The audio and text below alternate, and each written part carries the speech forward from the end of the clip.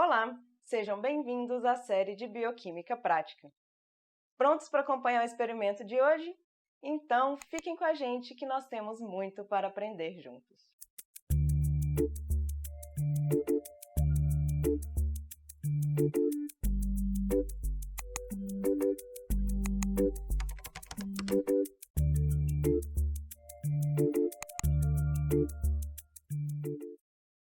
O assunto da aula de hoje é a atividade enzimática.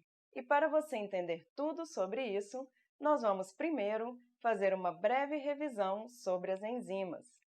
Em seguida, nós vamos para o laboratório, onde vamos fazer um experimento e observar a amilase salivar em ação. Com esse experimento, você vai conseguir compreender como alguns fatores, como por exemplo a temperatura e o pH, afetam a atividade das nossas enzimas. Prontos para começar?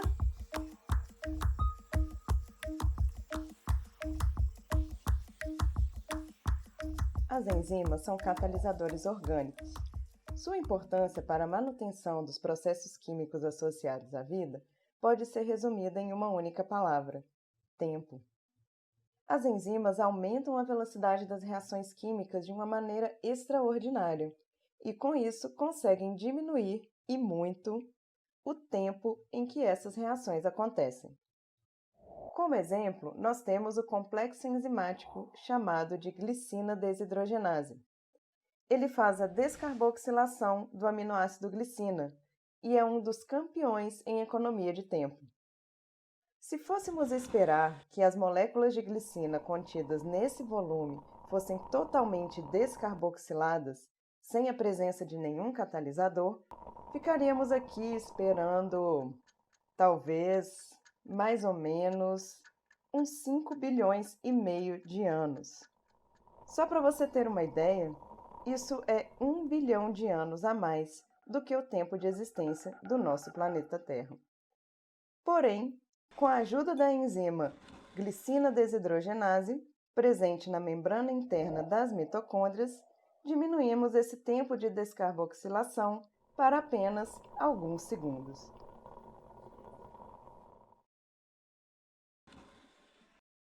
Como podemos ver, seria simplesmente inviável a existência da vida sem as enzimas. Elas possibilitam que as reações aconteçam em intervalos de tempo compatíveis com a vida. E como elas controlam o tempo em que as reações acontecem, elas são consideradas como as reguladoras do metabolismo corpóreo. Dentre todas as enzimas que existem no nosso corpo, hoje vamos trabalhar com a amilase salivar. Ela foi escolhida por ser uma enzima muito fácil de conseguir. Ela está presente em nossa saliva. A alfa-amilase é uma proteína com uma cadeia única, com 496 aminoácidos. Ela conta ainda com os íons cloro e cálcio como cofatores. Esses íons são também reguladores da atividade enzimática. A presença deles na saliva é uma forma de acionar a enzima para exercer sua atividade. Em presença de água, a amilase salivar promove a hidrólise, ou seja, a quebra das cadeias presentes no amido, a amilose e a amilopectina. A amilase quebra as ligações glicosídicas do tipo alfa-1,4, que está presente entre os carbonos 1 e 4 das subunidades de glicose que formam essa cadeia. Esse processo de quebra gera moléculas menores, que são os polissacarídeos mais curtos e os oligosacarídeos. Assim, na nossa boca, nós temos o início da digestão dos carboidratos. Esse é apenas o princípio do metabolismo do amido. Ele segue sendo degradado em moléculas cada vez menores, em maltose e depois em glicose e, por fim, em gás carbônico. Esse processo está associado com várias enzimas e com uma grande liberação de energia, que nossas células aproveitam na forma de ATP. Mesmo que as reações sejam exotérmicas, elas ocorrem muito lentamente sem a presença das enzimas. Isso se dá pela barreira energética conhecida como energia de ativação. Se nós imaginarmos que vencer a barreira de ativação é como subir e descer uma montanha que aparece no meio do nosso caminho, teremos um esquema mais ou menos assim, onde a pessoa precisa subir para depois descer. Para contornar a barreira energética, ou seja, para minimizar a energia gasta com essa montanha no meio do caminho, as enzimas criam percursos energéticos alternativos e mais favoráveis. A reação enzimática pode ser representada por um gráfico que relaciona a energia e o tempo decorrido desde o início da reação. Com a diminuição da energia de ativação, aumenta-se a probabilidade das reações ocorrerem em um meio onde a enzima está presente. As enzimas contornam a montanha energética, criando um microambiente, no qual as condições são ideais para que ocorra a transformação de uma molécula específica, conhecida como substrato, em um produto. Para isso acontecer, as enzimas apresentam uma estrutura tridimensional muito particular. Essa estrutura é estabelecida pela interação entre os aminoácidos que formam a cadeia polipeptídica e é de extrema importância para a atividade enzimática. Nas enzimas, a forma está diretamente relacionada com a função. A forma das enzimas é irregular e apresenta cavidades ou bolsos, onde os substratos vão se ligar. Esses locais são chamados de sítios ativos. Um sítio ativo vai apresentar em sua cavidade os tipos específicos de aminoácidos que vão favorecer a aproximação e a ligação com seu substrato, e assim irão promover a reação desejada. Os grupos funcionais dos aminoácidos que compõem o sítio ativo, bem como a sua polaridade e a sua posição na cadeia, são determinantes para a função desempenhada pela enzima. As enzimas que têm funções similares podem apresentar cadeias diferentes entre si. Mas, se formos ver de perto, seus sítios ativos são homólogos, ou seja, são bem parecidos, com a mesma composição de aminoácido para catalisarem a mesma reação enzimática. Voltando para a amilase salivar, podemos notar que ela apresenta em sua estrutura uma alça flexível e rica em aminoácidos glicina. Essa alça prende a molécula do amido em uma posição apropriada dentro do sítio ativo e facilita sua quebra. O sítio ativo da amilase salivar contém um glutamato na posição 233 e dois aspartatos nas posições 197 e 300 da cadeia peptídica. Juntos, esses três aminoácidos formam um trio de grupamentos ácidos e são os principais responsáveis pela clivagem da ligação entre duas moléculas de glicose da cadeia do amido. Além do sítio ativo, em outras partes da enzima, existem sítios específicos para estabelecer ligações com os íons cloro e cálcio. Como já vimos anteriormente, esses são os elementos prostéticos metálicos da amilase. Eles são importantes para auxiliar a reação de catálise e para estabilizar a estrutura da enzima durante o processo. Em uma catálise, o substrato estabelece ligações não covalentes fracas com os aminoácidos e os grupos prostéticos presentes no sítio ativo. Essas ligações tensionam e desestabilizam a conformação eletrônica do substrato e, ao mesmo tempo, modificam a forma da proteína, facilitando a ocorrência da reação. Na pesquisa bioquímica, o estudo dessas mudanças conformacionais que ocorrem nas enzimas quando elas encontram seus substratos promoveu uma revolução que resultou em uma atualização do modelo clássico de chave e fechadura. Esse modelo estático deu lugar a um modelo muito mais dinâmico, conhecido como encaixe induzido. Esse modelo demonstra que pequenas mudanças estruturais têm um papel importante no processo da catálise. A adaptação estrutural que ocorre na enzima quando ela encontra seu substrato aumenta sua eficiência. Porém, mudanças na estrutura da enzima podem ocorrer também por interações com outras moléculas ou outros componentes presentes em solução no meio biológico, como, por exemplo, íons hidrogênio. Essas interações geram mudanças estruturais na proteína que podem potencializar ou prejudicar a sua atividade enzimática.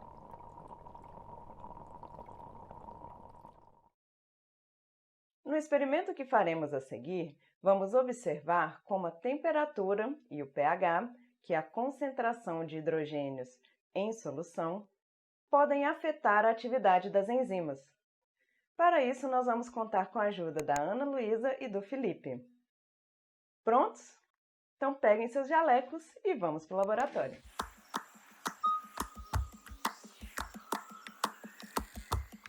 Hoje vamos ver na prática como funciona a enzima amilase salivar. E além disso, vamos testar o efeito da temperatura e do pH sobre a atividade enzimática. Em quais condições a amilase será mais eficiente para quebrar o amido em açúcares mais simples? Para descobrir, nós vamos testar diferentes temperaturas, temperatura de 0, 37 e 80 graus Celsius, e 3 faixas de pH, pH 3, 7 e 10. Para a realização deste experimento, vamos precisar de alguns reagentes e materiais. Primeiro, destacamos o amido, que é substrato da amilase salivar e será usado na concentração de 1%. Usaremos também diferentes soluções tampão, em pH 3, em pH 7 e em pH 10. E o Lugol, que será o indicador da reação. Você já vai entender como ele funciona. Além disso, vamos precisar também de alguns tubos de ensaio, pipetas, uma caneta marcadora e um pipetador. No total, vamos usar 24 tubos de ensaio, sendo que eles serão divididos em 2 baterias de 12 tubos, pois vamos avaliar separadamente os efeitos do pH e da temperatura. Em cada bateria, 3 tubos serão usados para preparar a reação enzimática e 9 serão tubos teste. O Lugol será usado para avaliarmos o quanto a enzima amilase salivar estará ativa em cada tratamento testado em nossos experimentos. Essa solução de iodo, de cor alaranjada, sinaliza a presença de moléculas de amido, mudando de cor do laranja ao preto. Na presença de carboidratos mais simples, essa mudança não ocorre. A estrutura molecular do amido é formada por longas cadeias em hélice, que aprisionam os íons de iodo contidos no Lugol. Esses íons complexados apresentam uma nova configuração de sua nuvem eletrônica, o que confere sua mudança de cor. Em carboidratos mais simples, a ausência dessas hélices não gera esse efeito, e o iodo permanece laranja. Portanto, durante nossos experimentos, sempre que o Lugol ficar com a coloração preta, saberemos que a enzima amilase não realizou a quebra do amido.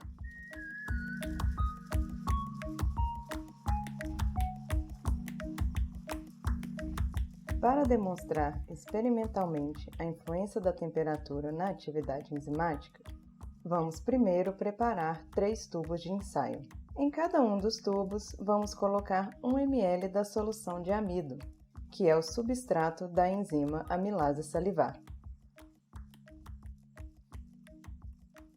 Para realizar esse experimento, escolhemos a solução tampão em pH 7. Então, vamos adicionar também 1 ml dessa solução tampão em cada tubo.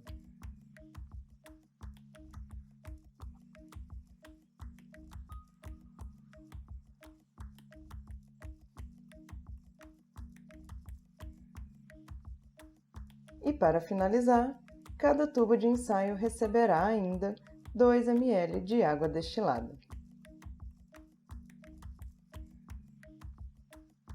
Os tubos estão identificados como tubo A, tubo B e tubo C. Agora, cada tubo será mantido a uma temperatura específica, 80, 37 e 0 graus Celsius. Precisamos esperar 5 minutos para que cada tubo chegue à sua temperatura específica. Enquanto isso, vamos preparar a nossa bateria de tubos teste. Nós vamos adicionar 3 gotas de Lugol em cada um deles e vamos reservar estes tubos para usar no momento certo. Nós sabemos que a atividade das enzimas é medida em função do tempo, ou seja, quanto mais tempo um substrato passar na presença da enzima, mais produto será gerado. E, por isso, vamos avaliar nossas reações logo no começo, que será o tempo 0, e após 5 e 10 minutos. Os tubos testes serão utilizados para avaliar a atividade da enzima nos diferentes intervalos, sem parar a reação, que vai continuar acontecendo nos tubos A, B e C, que nós já preparamos. Estes tubos serão usados para testar o tubo A, estes para o tubo B e estes últimos para o tubo C. Chegou a hora de adicionar a amilase em nossos tubos. Vamos primeiro pipetar 1 ml de saliva, ou amilase salivar, no tubo A. Vamos agitar para homogeneizar a solução e pegar cerca de 1 ml da nossa mistura e colocar no tubo teste com Lugol. Vamos repetir o mesmo procedimento para o tubo B. Adicionamos 1 ml da enzima, agitamos um pouquinho e, em seguida, pegamos 1 ml da mistura para fazer o teste da atividade enzimática. Para finalizar, vamos adicionar a enzima ao tubo C, agitar e também coletar 1 ml dessa amostra. Após essa primeira coleta de amostras, os tubos voltam para suas respectivas temperaturas e aguardamos mais 5 minutos. Passados os 5 minutos, vamos coletar mais 1 ml de cada tubo para colocar nos respectivos tubos teste. Fazemos isso para o tubo A, para o tubo B e para o tubo C. Mais uma vez, os tubos voltam para as mesmas temperaturas e esperamos mais 5 minutos. Passados 10 minutos do início do experimento e 5 minutos da nossa última coleta, vamos mais uma vez pegar 1 ml de cada tubo e adicionar ao tubo teste com Lugol. Após realizar esse procedimento para o tubo A, o tubo B e o tubo C, finalmente concluímos a primeira etapa do nosso experimento. Vamos ver os resultados? Primeiro, a amostra que ficou a 80 graus. Nós temos aqui os tempos de 0, 5 e 10 minutos. Como vocês podem ver, os tubinhos estão azuis, o que indica a presença do amido. Agora, o resultado da amostra que ficou a 37 graus.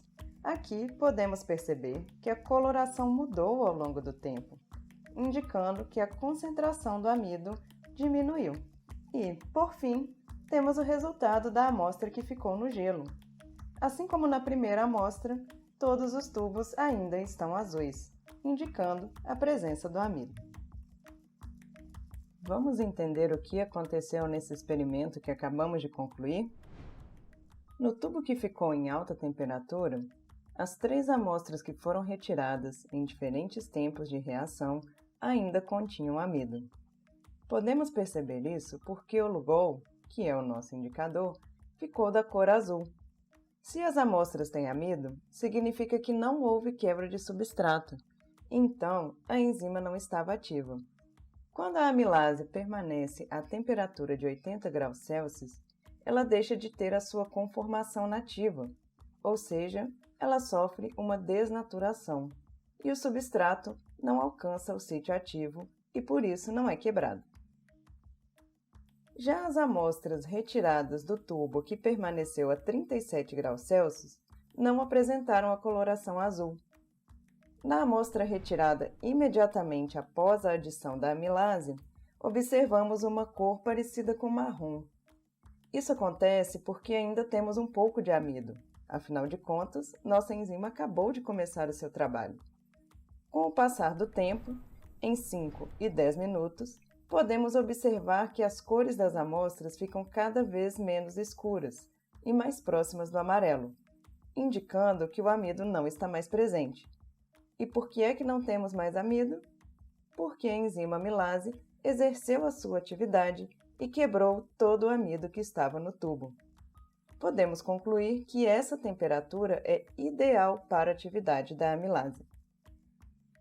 Agora falando do último tubo, aquele que foi mantido no gelo, a aproximadamente 0 graus Celsius. As amostras dos tempos 0, 5 e 10 minutos ficaram escuras, indicando mais uma vez a presença do amido em todos os tempos que avaliamos. Como já vimos, se o amido continua no tubo, é porque a enzima não funcionou. Lembra que para a reação ocorrer é preciso vencer uma barreira energética?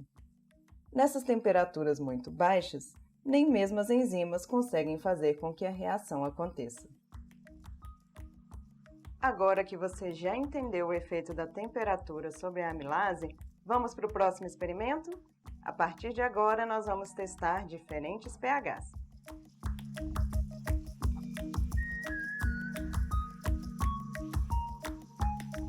A fim de determinarmos a influência do pH na atividade enzimática, iremos preparar 3 tubos de ensaio. Primeiro, adicionaremos neles o nosso substrato, o amido. Em cada um, será adicionado 1 ml de amido. Após a adição desse substrato, iremos estabelecer as condições de pH. Então, pegaremos 2 ml de uma solução tampão pH 3 para estabelecer no nosso tubo D um meio ácido, com o intuito de analisar como, futuramente, quando adicionarmos a enzima, como é que ela vai responder nesse meio. Posteriormente, com o auxílio de 2 ml de uma solução tampão pH 7, iremos estabelecer no nosso tubo E um meio neutro, para que possamos também estudar a atuação da enzima nessa faixa de pH. Agora, a fim de estabelecermos um meio básico ou alcalino, lá no nosso tubo F, adicionaremos 2 ml de uma solução tampão pH 10. Depois de estabelecermos esses diferentes pHs nesses tubos, e também, claro, depois da adição da enzima, iremos inferir qual é a melhor faixa de pH para a atividade enzimática. Mas antes, precisamos terminar de preparar nossos tubos, então vamos adicionar 1 ml de água em cada um deles. Também é importante deixá-los na mesma temperatura, afinal ela pode maximizar ou prejudicar a atividade enzimática. Por isso, vamos adicionar os nossos tubos em um banho-maria de temperatura 37 graus durante 5 minutos. Quando esperamos as amostras adquirirem a temperatura desejada, vamos adicionar 3 gotas de Lugol em uma bateria de 9 tubos. Cada amostra que preparamos terá 3 tubos teste, que vão levar em consideração a atividade da enzima no tempo zero e após 5 e 10 minutos de sua adição. Assim, teremos um melhor dimensionamento da influência do pH em sua atividade. Por fim, vamos deixar a nossa enzima, a amilase salivar, preparada. Tendo passado os 5 minutos, os tubos já podem ser retirados. Então, vamos adicionar meio ml da nossa amostra de enzima, vamos homogeneizar a solução, retirar um pouco dessa mistura e adicioná-la imediatamente no nosso tubo teste de tempo zero. Tendo feito isso com o tubo D de meio ácido, repetiremos o processo com o tubo E de meio neutro. E por fim com o tubo F, mas agora com o tubo E iremos adicionar a enzima, vamos misturar, retirar um pouco da mistura, adicionar no nosso tubo teste de tempo zero. Por fim, com o nosso tubo F de meio alcalino, vamos pegar um pouco da enzima, adicionar na nossa amostra, misturar, retirar um pouco dela e adicionar no nosso tubo teste de tempo zero mais uma vez. Por fim, os tubos podem retornar ao banho-maria. Passados 5 minutos da adição da nossa enzima, iremos retirar nossas amostras do banho-maria. Primeiro, com o tubo D de meio ácido, iremos retirar um pouco da mistura e adicioná-la no tubo teste de tempo 5. Então, faremos o mesmo procedimento com o tubo E de meio neutro, onde já será possível observar a existência de alguma atividade enzimática. Por fim, iremos repetir esse processo com o tubo F de meio alcalino.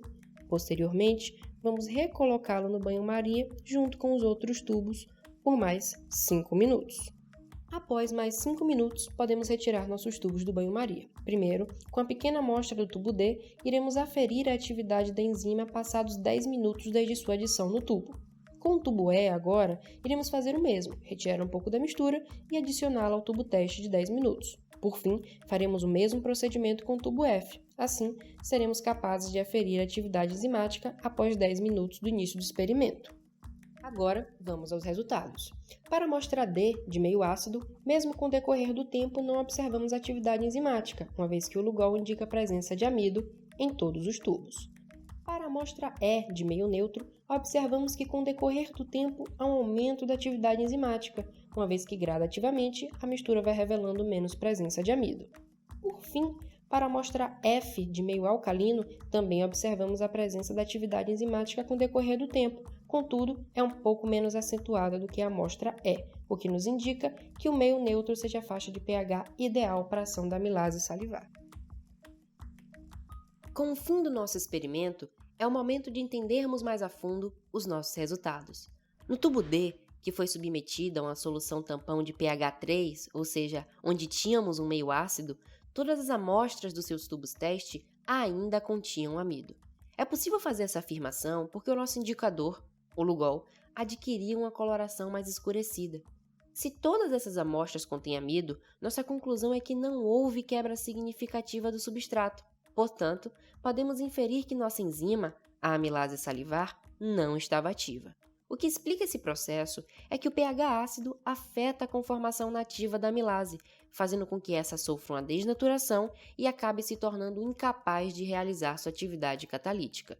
Nas amostras oriundas do tubo E, que foi submetido a um meio neutro de pH 7, fomos capazes de observar uma certa evolução nas colorações. Primeiro, encontramos uma coloração um pouco mais amarronzada, o que ocorre porque nossa enzima apenas iniciou o seu trabalho. Logo, ainda haverá amido presente na solução. Com o passar do tempo, contudo, as cores das amostras ficam cada vez menos escuras, ficando mais alaranjadas ou amareladas, o que nos indica que o amido não mais está presente na solução e, portanto, que a enzima exerceu sua atividade de maneira eficaz, quebrando todo o amido presente no tubo. No tubo F, por sua vez, aquele que foi submetido a uma solução tampão de pH 10, ou seja, que possuía um meio básico ou alcalino, nós observamos uma leve alteração nas cores dos testes. A priori, o tubo teste não indicava a presença de atividade enzimática, já que estava mais escurecido, o que determina a presença de amido na solução. Entretanto, com o passar do tempo, os tubos teste passaram a adquirir uma cor mais amarronzada, o que nos indica que sim, houve atuação da amilase salivar nessa faixa de pH, apesar de não ser tão significativa, já que a mistura não chegou a ficar alaranjada. Portanto, podemos concluir que o pH básico, apesar de não ser limitante para o funcionamento da amilase salivar, não é o ideal para a realização da atividade dessa enzima, sendo o pH 7, isto é, a faixa da neutralidade, o melhor meio para a amilase salivar. Com esse experimento, podemos concluir que a amilase salivar tem sua melhor atividade a 37 graus Celsius e em pH 7. E essas são justamente as condições fisiológicas da nossa boca, onde encontramos a amilase salivar e onde ela atua em sua atividade máxima, quebrando o amido enquanto mastigamos a comida. Assim como a amilase salivar, outras enzimas também são influenciadas pela temperatura e pelo pH. Em geral, a atividade das enzimas pode ser representada em gráficos como estes, onde temos a atividade enzimática em função da temperatura e em função do pH. O comportamento da enzima é bem parecido nas duas situações. A atividade enzimática aumenta quando nos aproximamos das condições ideais e diminui quando nos afastamos dessas condições. E assim, chegamos ao fim do nosso experimento.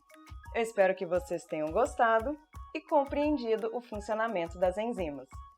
Fiquem ligados às novidades do canal Adoro Bioquímica e até a próxima!